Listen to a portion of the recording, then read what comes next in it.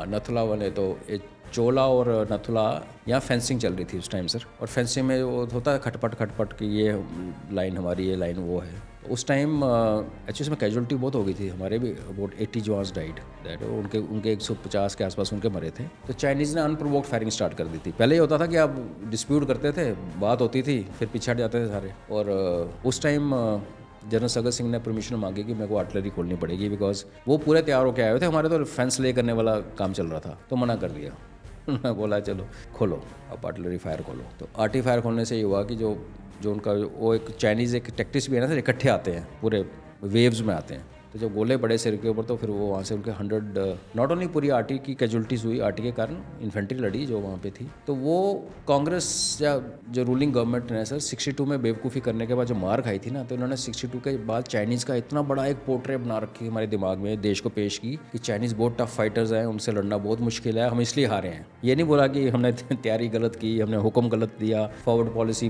बोल दिया, समझ आई नहीं किसी को क्या करना है, ये कुछ नहीं। उसके बाद जैसे नथुला हुआ सब, तो नथुला हमारी हिस्ट्री बुक्स में आना चाहिए था, बिकॉज वो हमारा जो भी टूटा फूटा आत्मसम्मान जो टूटा था 62 में, उसको हमने रिकवर किया और पंच मारा हमने पाकिस्तान उनको, चाइनीज़ को। पर ना वो नैरेटिव जो है वो 62 की लड़ाई के नैरेटिव को उल्टा हो जाता है फिर, कि अगर 67 में हम उनको पीट सकते हैं तो 62 में हम क्यों नहीं पीट सके, फिर तो सवाल उठते हैं। तो उसको दबाई दिया गया। ये तो अब जाके किताबें लिखी गई सर, अभी आज प्लेटफॉर्म पर बात हो रही है, एक बुक अभी रिसेंटली आई। अदरवाइज 67 एक मोमेंट ऑफ ग्लोरी था, जैसे गलवान एक मोमेंट ऑफ ग्लोरी है।